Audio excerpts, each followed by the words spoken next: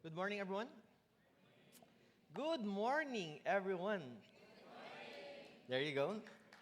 I'm really excited for today. But before we get into the word, and I know you're all excited for the word, let me just take the time to greet our fathers. Happy Father's Day. Can we just give our fathers a round of applause? And I want to say this, that this world is a much better place because of godly fathers. Amen. And I really agree with that because I would say that one of the reasons why I'm a pastor today because my father has set that godly example to me and to my siblings. My dad is 70 years old but still pastoring passionately, leading people in the Lord. And so we want to take this time. If you're a father, can you please stand up? All right. Can we just give our fathers a round of applause? And we have a special token to our fathers, just a simple token, a special gift. This gift, it's trip for two to Bangkerohan for you to buy food for your families. But kidding aside, we just want to say this. Fathers, we know and we realize, we acknowledge the sacrifices that you have made for your family, for your children. Oftentimes, maybe you grew up not receiving affection from your fathers, from your parents, but know that you have a Father in heaven who will father you, who will shepherd you, who will teach you and guide you what it means to be a father.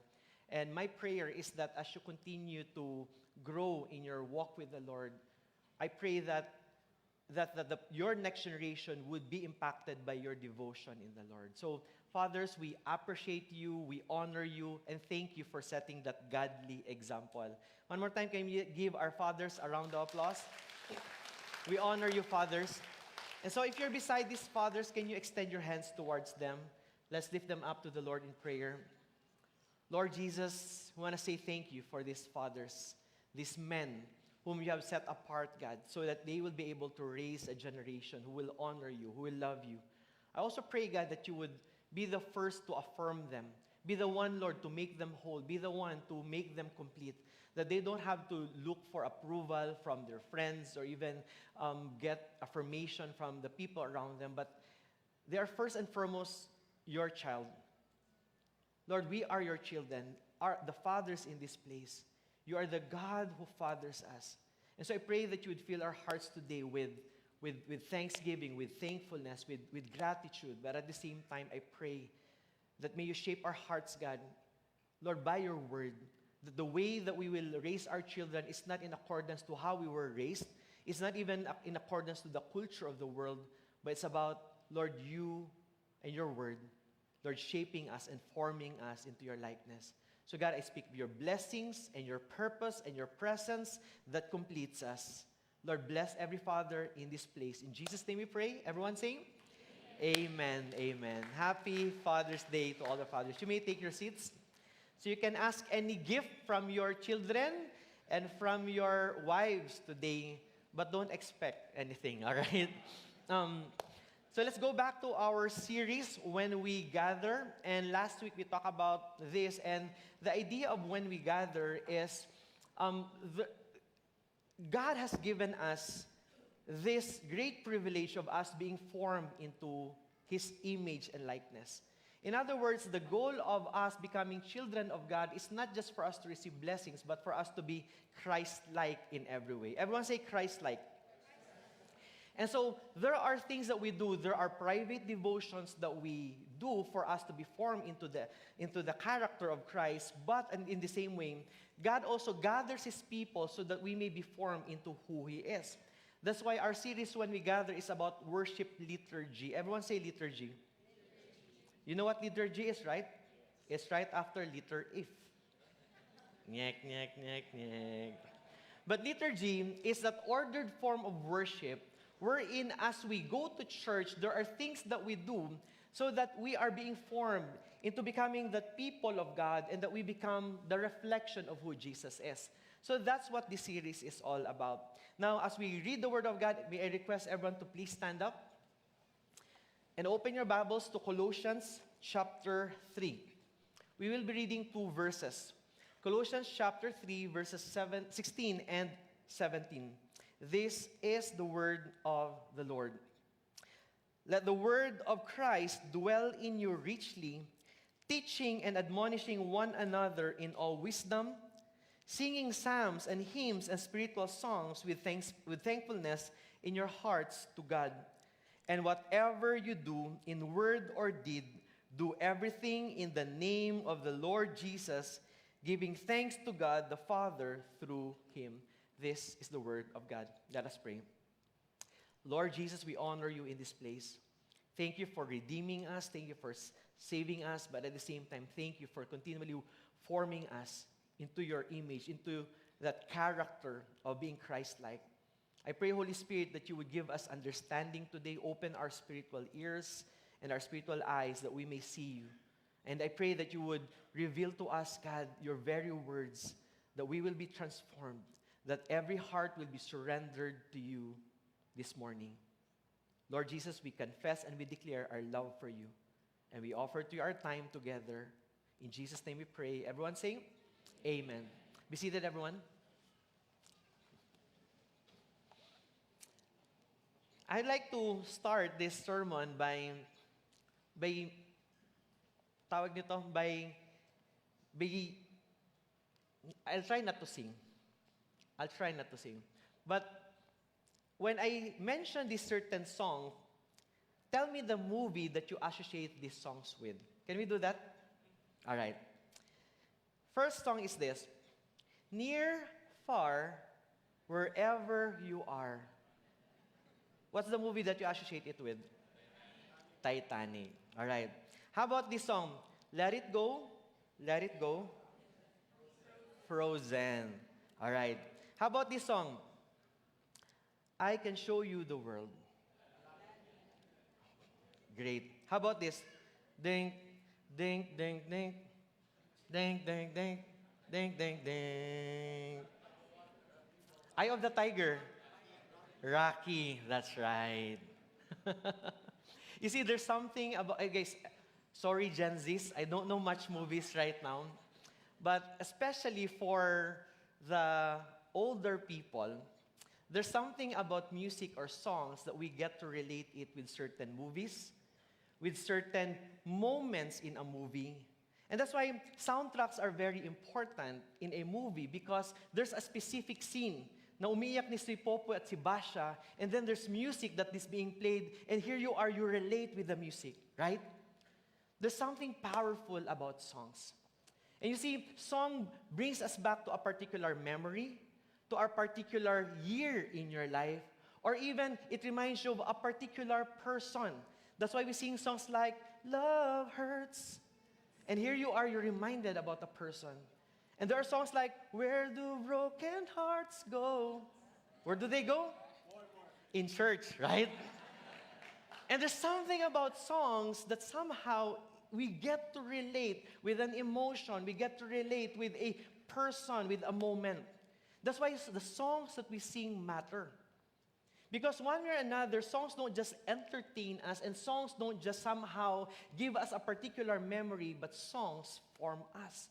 And that's why soundtracks matter, and the things that we song matter. And that's why in our worship liturgy, when we come together on a Sunday, it's not just a place where we just choose the songs that we like, or we have a playlist that we prefer, but more importantly, we gather and we declare the songs that we sing.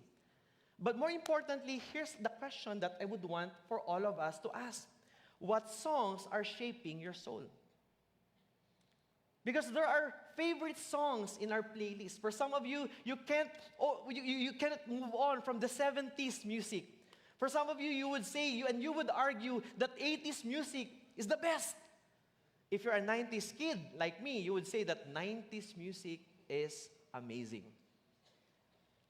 And we can argue with all the decades and all, but more importantly, here's the question, what songs are shaping your soul?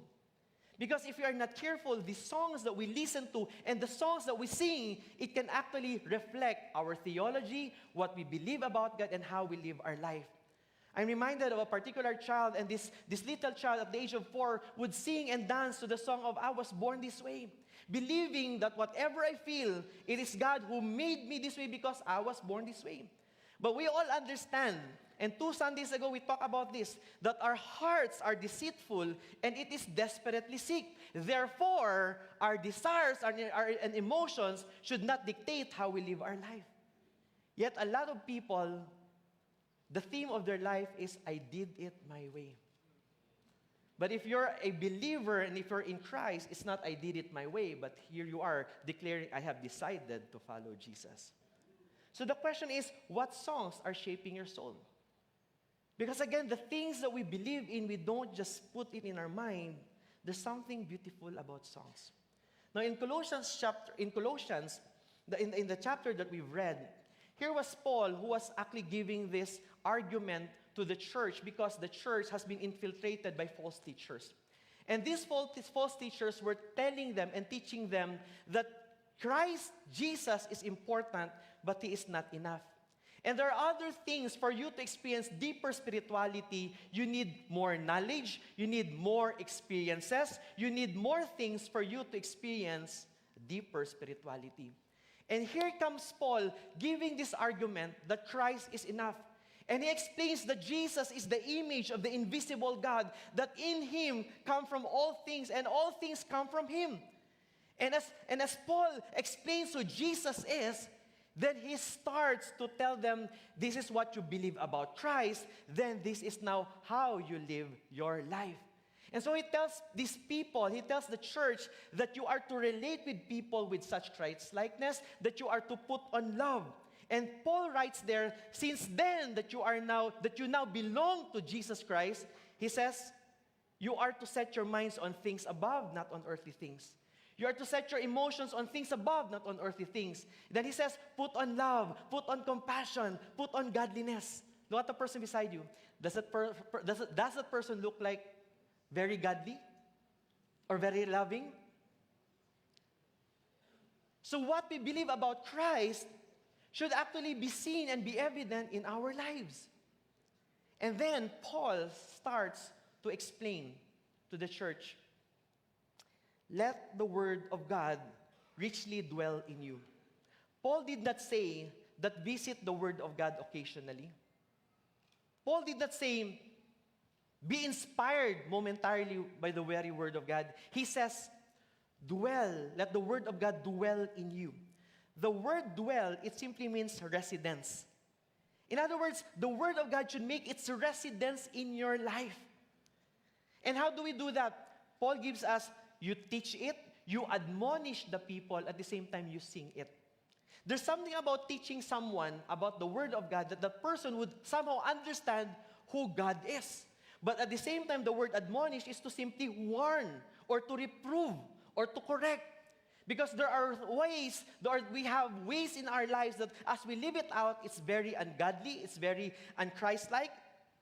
And so the word of God is used to correct us so that we will be aligned to the word of God. But at the same time, there's something important about singing.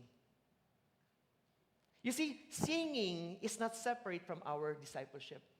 Because when we sing, we actually sing what we believe about God. We also declare and we confess about who Jesus is.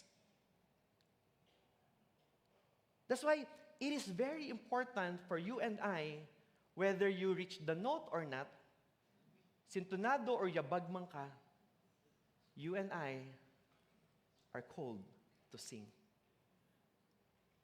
The Bible never mentions, sing beautifully unto the Lord. For some of you, just like me, when we sing, it's a joyful noise unto the Lord. But nonetheless, God's call for you and I is for us to sing to the Lord. Here's the question, why do we sing in our worship gathering? Because many times our idea is the singing is just a warm-up to the most important part, which is the sermon. But it's actually not. Because when we gather and when we sing, it's our appointment to the Lord and say, God, here I am, and I want to declare who you are.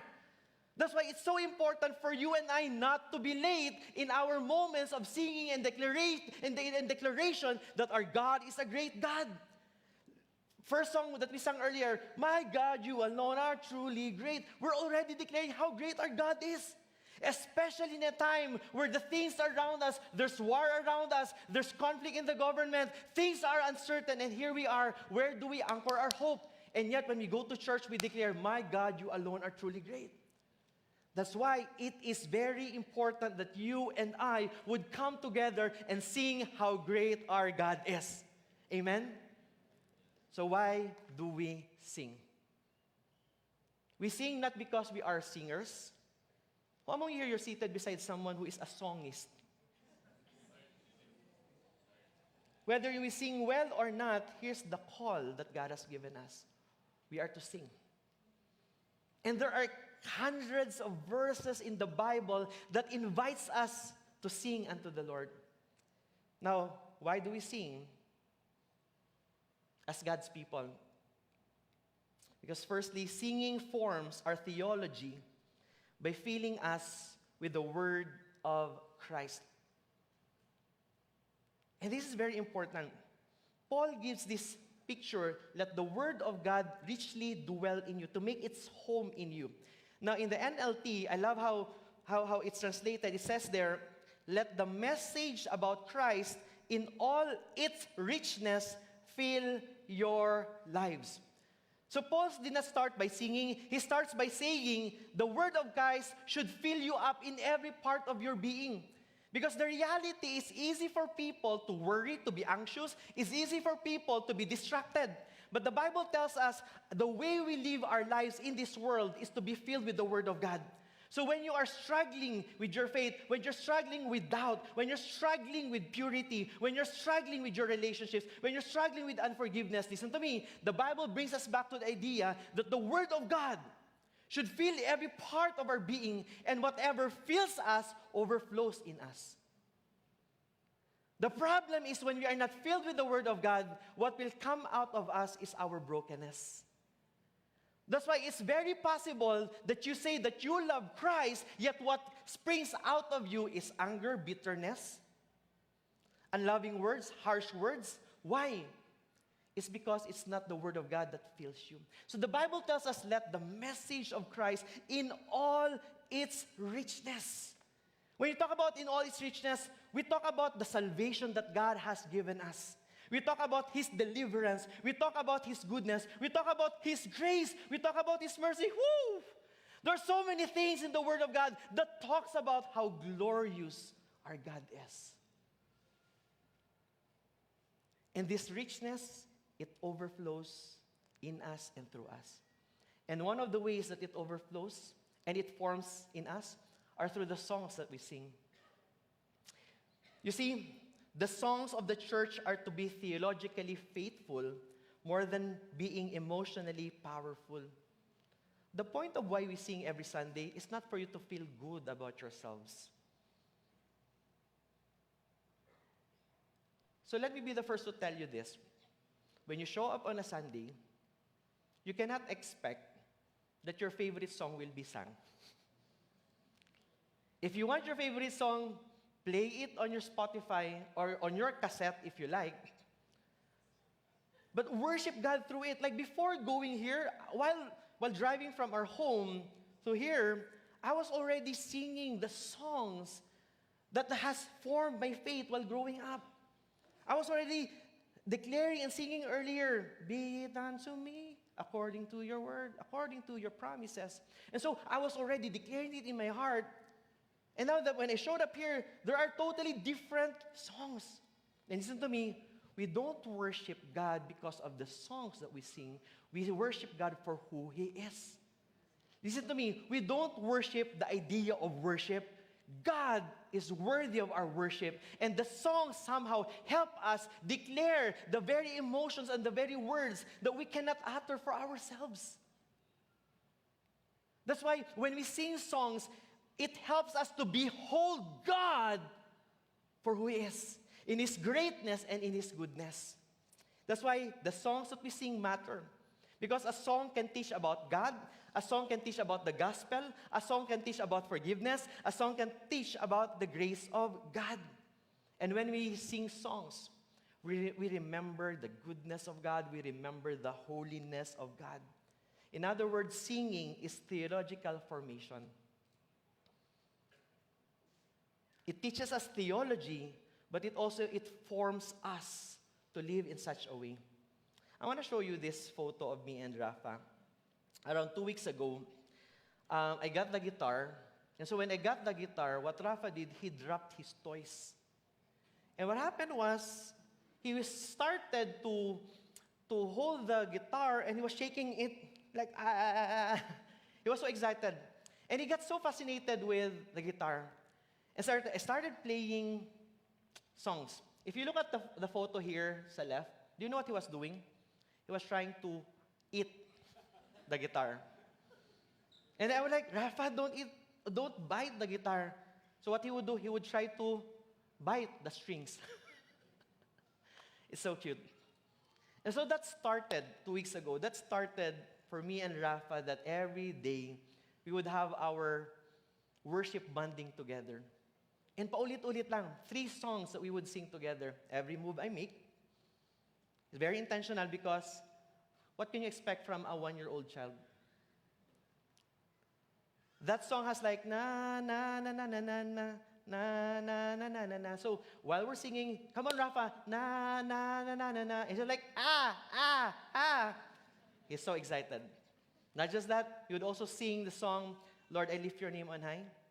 Because it's my way of teaching him about the gospel. You came from heaven to earth to show the way from the earth to the cross. So basically, it's about trying to form theology in him. And third song, Jesus loves me. Because I want him to understand that he gets to wake up each day knowing that he is loved by Jesus. And that's what the Bible tells him.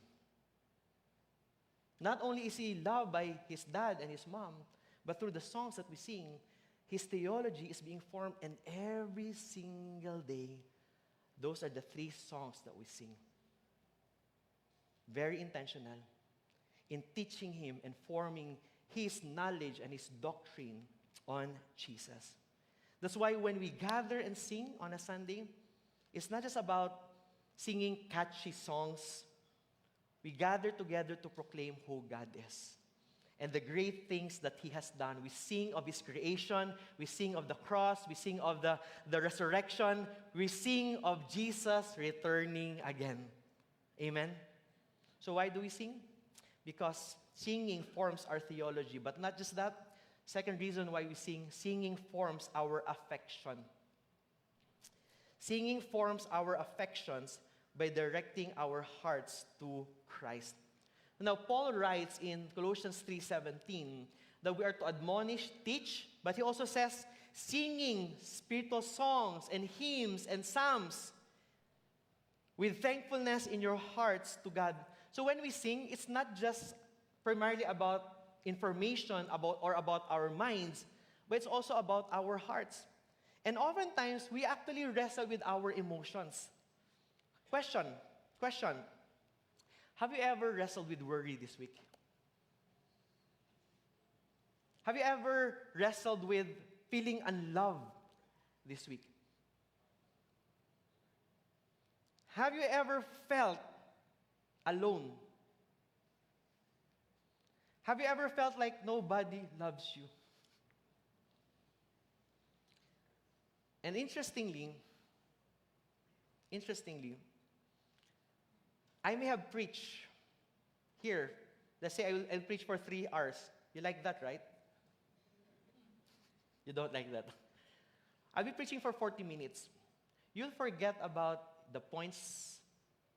You'll forget about my entire preaching, which probably I prepared for 8 to 10 hours, and I'll be preaching for 40 minutes, and no one of you will remember any of my preaching. Isn't that amazing? But in those moments where you feel down and abandoned and you feel unloved and you're struggling with unforgiveness and anxiety, amazingly, there are songs that we sing. There are songs that we remember. And these songs, it forms our affection, or it aligns our affection to who Christ is. And there's something beautiful about these songs because it teaches us that through these songs, God is still worthy. That God is seated on the throne. that God is a good God. I remember a pastor friend of mine, he was sharing this story that they had breakfast with his wife, and they had this beautiful moment where they prayed together, they read the Bible together, and after they prayed, guess what? The wife brought up something that led to an argument. They, they read the Bible together, they prayed together, they encouraged one another, then one question led to an argument that led to this pastor friend of mine to walk out. He was like, I'm leaving. So he left, rode on the car, then drove his way to the office. 10 minutes. So medyo malaylayo na. He played, basically, he turned on the stereo. And then he has this favorite playlist that he plays constantly. And then the song goes like, Lord, I give you my heart. I give you my soul. I give you control. So here he was singing, listening to the song, and the Holy Spirit convicts him. Turn around and be reconciled to your wife. He's like, but Lord, you don't understand. He keeps on making these excuses. And then the Holy Spirit was like telling him, have you really given me your heart? And he was like, Lord, I'll just turn off the song and I won't sing it anymore. But while he was driving, he was actually singing, Lord, I give you my heart. But he was struggling with the idea. And God was constantly reminding him, have you really given your heart? Because if you have given me your heart, go back, turn around, and be reconciled with your wife. He wrestled, he struggled with it, then he made a U-turn, went back, asked for forgiveness, got reconciled with his wife. The songs that we sing carry the truth that we believe. And you see, when we sing songs, we're declaring that God is worthy, that He is the Lord over our emotions. Now, when we sing songs, we don't just declare lyrics and words, we're actually confessing that Jesus is greater than what we feel. 1873. Buhay na kayo nun? Horatio Spafford is an American lawyer based in Chicago. 1871, lost everything because of a great fire. 1873, they wanted to go to England to help with a revival crusade. At the same time, go there for vacation. But what happened was, instead of riding on a ship, going there with his family, he told his children and his wife, go ahead, I'll just follow. But on the way to England, the ship that they were riding, the wife, along with the 4 kids, got hit by a tanker. And so the ship sank rapidly. The wife was able to survive, and when she reached England, she sent a telegram, saved alone. And when he received this news, he was devastated. And he rode on the next ship going to England, in the very place where the ship sank, where his daughters died. The captain of the ship called him and told him, Horatio, this is the very place where your daughters died. And in that moment, he wrestled with God and he wrestled with his faith. But in that very moment, he was able to declare, Lord, it is well with my soul. And months later, he continued to wrestle with the emotion, with the thoughts, Lord, why did I lose my family? But he still declared that it is well with my soul. And that's when he wrote the song, the hymn, It is Well with My Soul, declaring that if there's a place where I could experience supernatural peace, it's found in Christ alone. And he declares, it is well with my soul. And many centuries later, churches and Christians and believers still declare in their hearts, when they go through suffering and tragedies, they get to declare, it is well with my soul. 2020, me and Audie, we went through a very low moment in our lives. And it was so heavy, it was so difficult, that we were crying already, that I had to park in the gilid of the diversion road. We parked there and we were crying. Then out of nowhere, amazingly, by the grace and the goodness of God, the song, "It Is Well With My Soul," started to play. And when the song played, guess what happened? All the more, we kept on crying. We cried and cried and cried. But there was a peace that filled our hearts. There was a comfort that shifted in our hearts. In a very low moment, our affections were aligned to the very goodness of God. The same God who gave peace to Horatius Spafford is the same God who comforted us in that very challenging moment. You see, this is why congregational singing matters. We gather every single Sunday, not just because we like the service, but there's something beautiful when we sing together and we declare the goodness of God together. It matters because we don't just sing because we feel it. Because the reason why we have this congregational singing is because sometimes your heart needs to hear your mouth confess what your feelings cannot yet believe. Sometimes you sing not because your faith is strong, but because your faith is weak and needs to be strengthened. Sometimes you sing not because you are overflowing with joy, but because you need the joy of the Lord to become your strength again.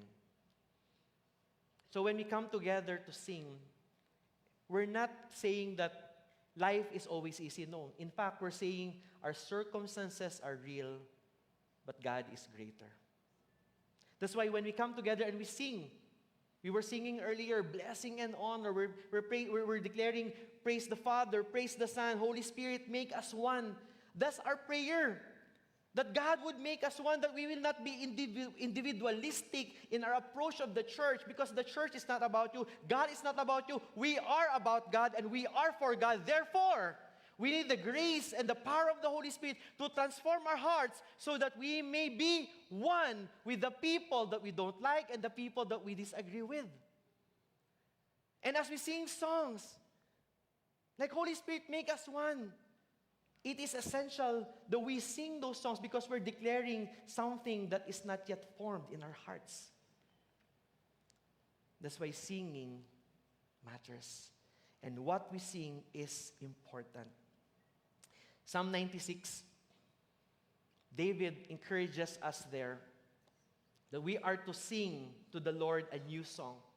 Sing to the Lord, all the earth. Sing to the Lord, bless His name. Tell of His salvation from day to day. Declare His glory among the nations. Psalm 98, it says there, can we go to the next slide? Oh, sing to the Lord a new song, for He has done marvelous things. His right hand and His holy arm have worked salvation for Him. Next verse, Psalm 104, 33 and 34. I will sing to the Lord as long as I live. I will sing praise to my God while I have being. May my meditation be pleasing to Him, for I rejoice in the Lord. In other words, we are encouraged to sing. And we sing songs about His salvation. We sing songs about His goodness.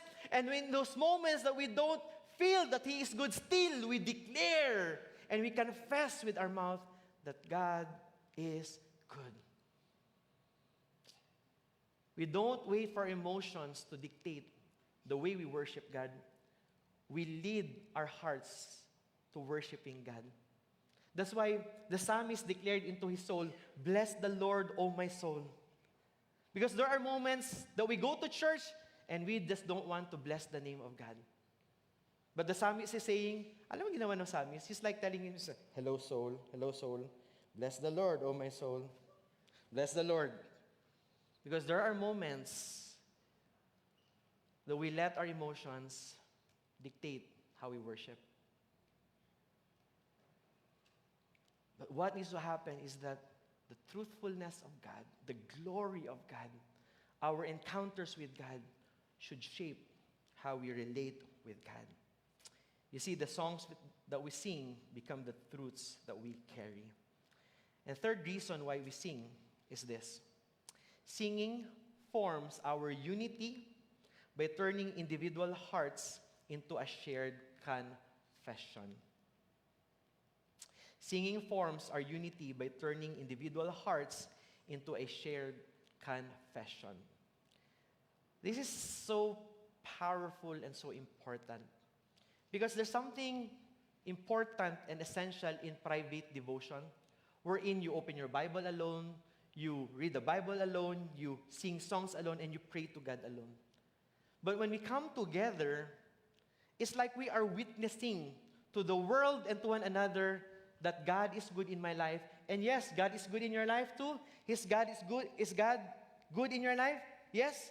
So here where we gather and we are declaring His praises. We are gathering to say, Lord, in our lives as a church, we are your redeemed people. We are reminded of your saving grace. And here we gather to sing praises to your name because you are worthy and you deserve it.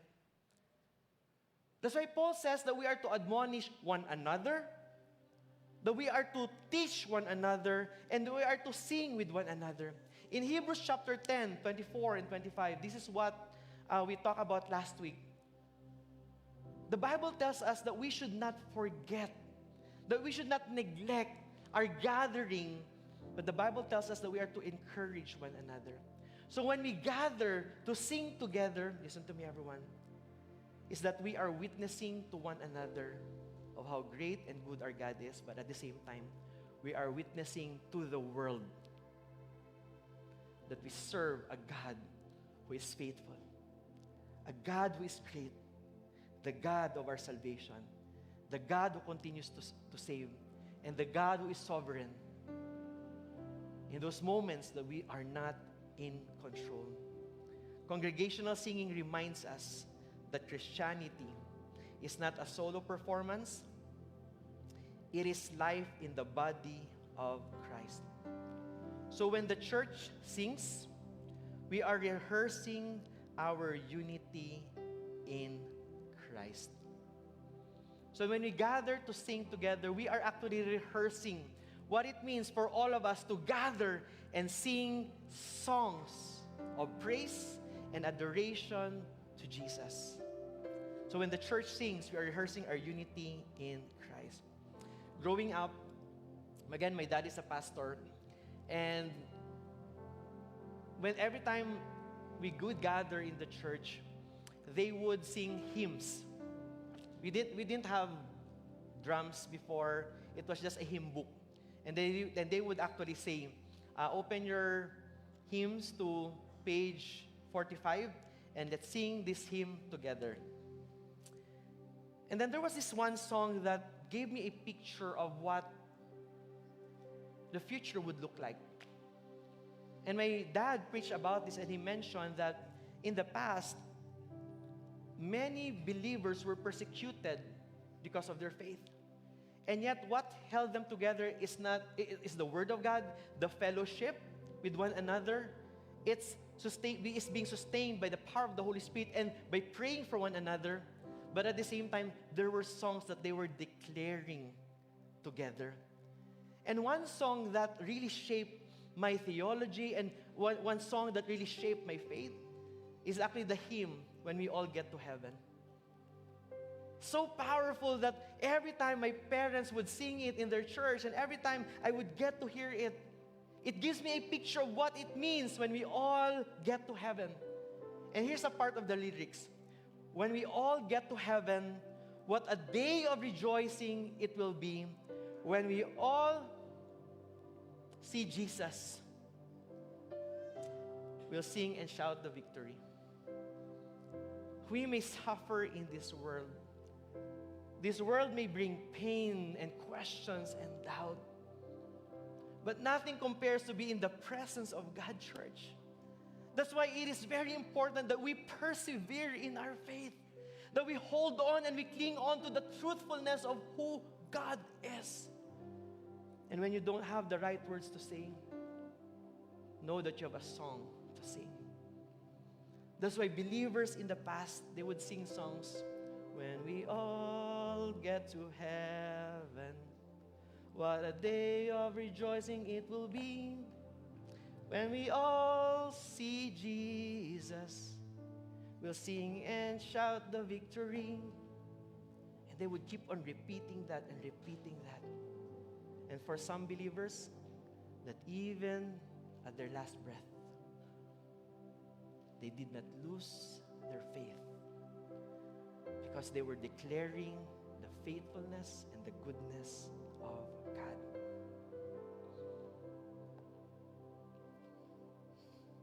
Galing na. So when we sing, our voices remind each other you are not alone. That you belong to Christ, that you belong to His people. So keep going, keep believing, keep your eyes on Jesus. Now I want to share something very important. How many here you watch a musical or a theater performance?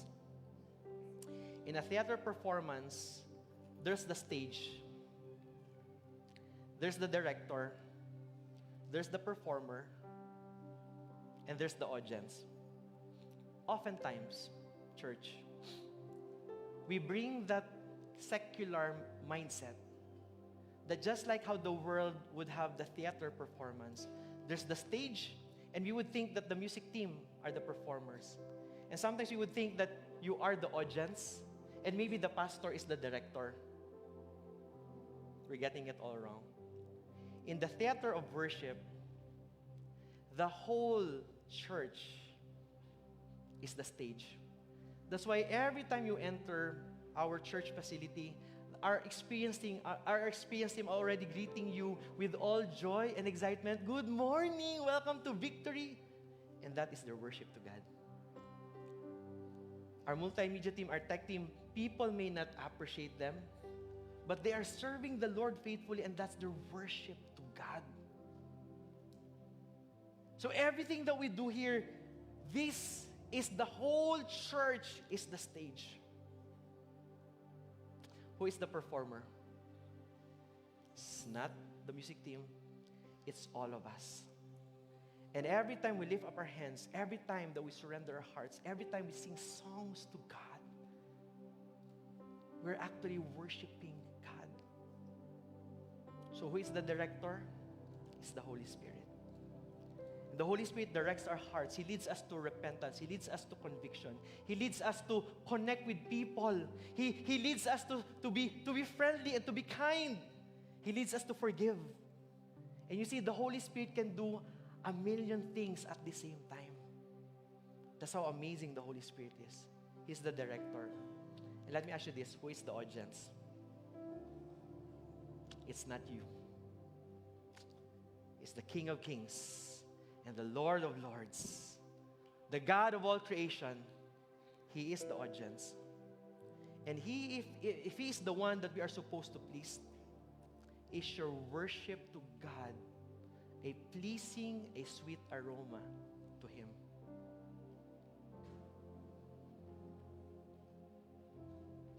In the theater of worship, you are not the audience. So do not ever come here and say, the preaching should make me feel good, and the song should make me feel good. You can actually feel good for a moment and still live a miserable life. But when your heart is fully surrendered to who God is, I tell you, you will live a life of devotion, and whatever may come your way, never in a moment that you would feel abandoned or alone, because you're always in the presence of God. So here's the question. What soundtrack is forming your life? What playlist is repeatedly forming your heart, your affection to the Lord?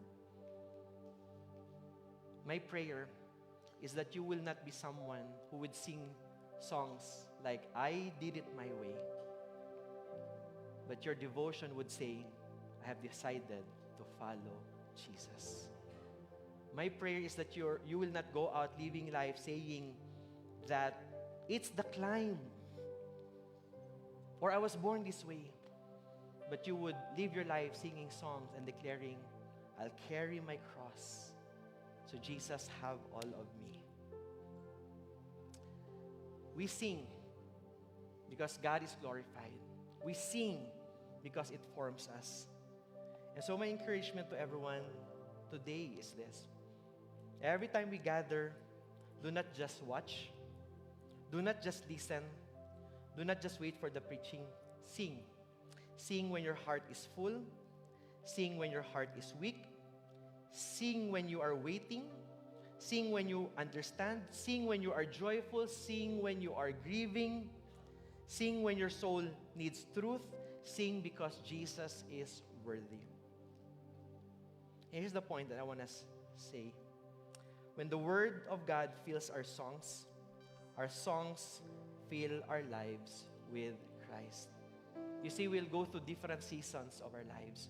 My prayer is that we have the Word of God richly dwelling in us, but at the same time, we have a song to sing in every season, in every phase of our lives. I want to end by sharing this story.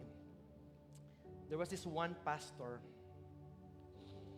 who loves the Lord so much. At a very young age, he was saying, God, Lord, here I am, use me. And then God gave him a very beautiful wife and a very loving marriage. And when they got together, like, let's serve the Lord together and let's raise up a family that would serve God. And then they prayed, Lord, please grant us a child. And God gave them a child.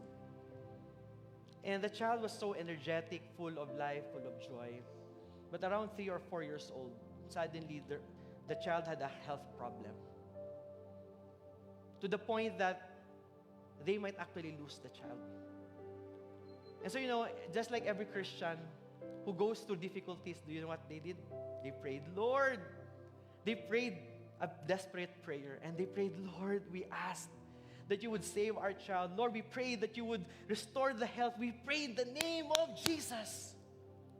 And Lord, we will offer our child to you if you would only make him alive. And they prayed that prayer. But in God's sovereignty and providence that we do not understand, the child did not make it at a very young age. So here comes the pastor. He wrestled with the idea, Lord, I do not know how to worship you right now. I cannot understand and bear the pain. And this dad and this pastor wrestled with the idea, Lord, can I still worship you? And for the next few days and weeks, he wrestled with the idea, Lord, I know that I love you. I know that you are real. But this pain is unbearable. And he was confronted with the idea, Lord, what do I do and how do I respond to this pain? And in that very difficult moment in his life, he declared, Jesus, you are worthy. He wrote this song, there is one worthy, there is one holy. And you could actually, he writes about the pain that he experienced, and yet he turned this pain into a place where he remembered the cross that Jesus had to endure so that you and I might experience and receive a kind of love that we do not deserve. And experience a kind of love that's so everlasting that nothing and no one can take us away from that love. And so in the lowest moment, in the most painful moment of his life, where he lost his son, he declared, there is one worthy. Let me ask you today, church. In the highs and in the lows, what are the songs that you sing? Can you still declare that great is thy faithfulness? Can you still declare how great thou art? Can you still declare the world behind me, the cross before me? I've decided to follow Jesus. No turning back. No turning back. What songs are shaping your soul? And what songs are shaping your devotion?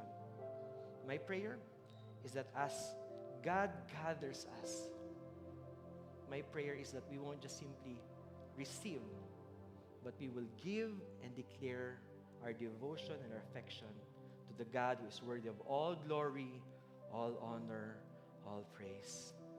Amen. Can we all stand up, everyone? And here's what I want us to do for a moment. We'll be singing a song in a while, but I want you to come to God. I want you to come to the Lord today. Go to God.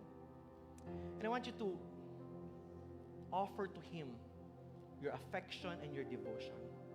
I want you to confess to the Lord what you believe about Him. If He is good, if He is great, but at the same time, I also want you to utter your emotions to Him. If you're disappointed, if you're angry, whatever struggles you may have right now, God hears. And so I want you to come to God today. Close your eyes and open your hearts to the Lord.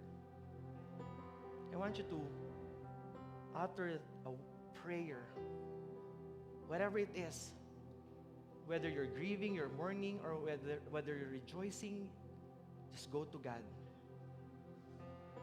and utter the words that you want to tell Him.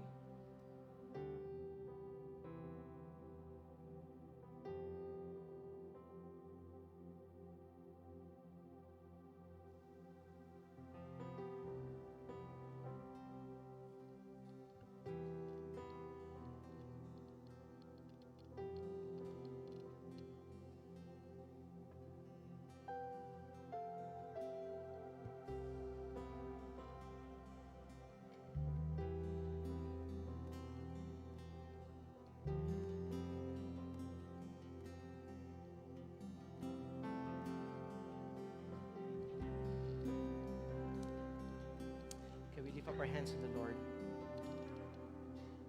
Lord, whatever it is that we may be going through today, our confession and our declaration, there is one worthy, O Lord.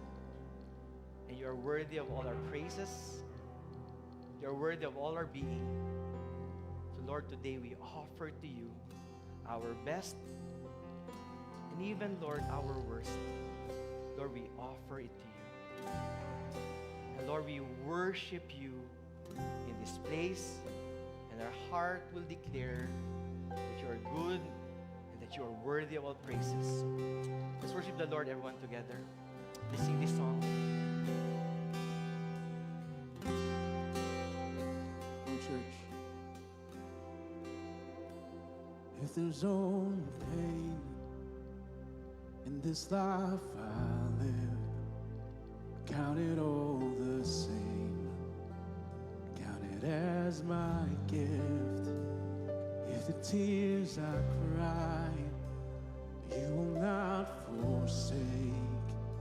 Let it be my joy. Let my life proclaim that there is one worthy, there is one holy, deserving of honor and praise. No one else like you, no one besides you. Forever, God, you reign. 'Cause there is one worthy, there is one holy, deserving of honor and praise. No one else like you, no one besides you. Forever, God,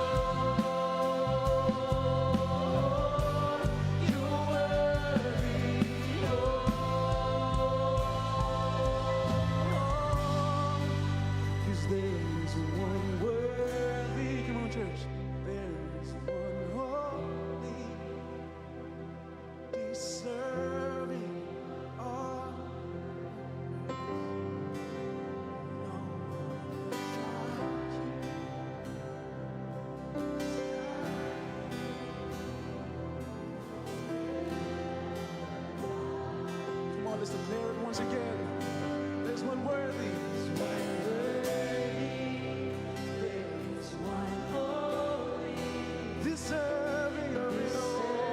Deserving of honor and praise. There's no one else, No one else like you.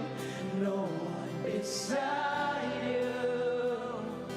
Forever, God, you reign.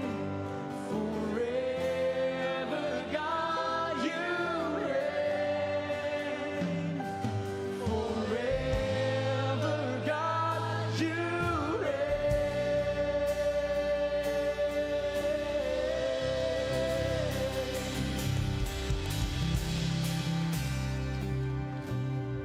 Thank you, Lord. Are you grateful for the love and the grace that our great God has poured out upon your life? Let's all lift up our hands to the Lord. Jesus, it's your love that fills us. It's your grace that redeems us. Lord Jesus, you are the reason why we sing. And you are the song that we will keep on singing until our last breath. So Lord, fill our hearts with your word.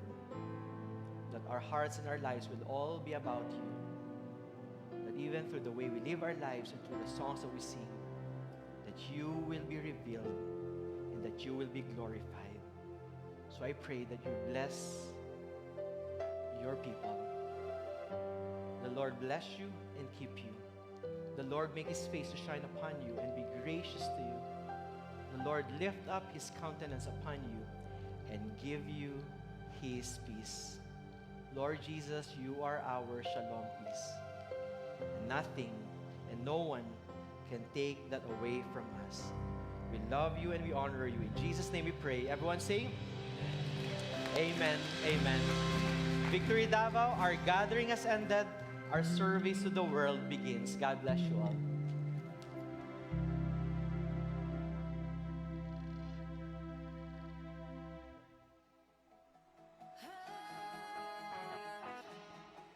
In my weakness, you are strong. When I feel I can't press on, here in you, this weary heart, you carry me through. You carry me through. When the lies say I'm in need, you remind me I'm complete. For you always satisfy. You fill me anew. You fill me anew. Say, your grace abounds. It's all around. It knows no bounds.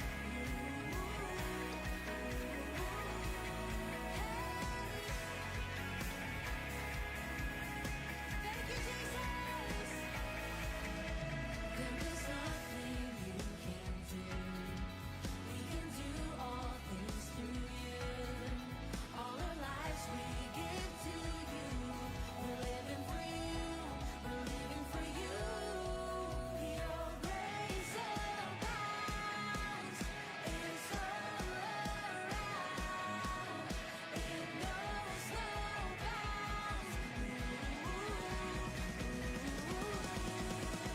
Your grace abounds. It's all around. It knows no bounds.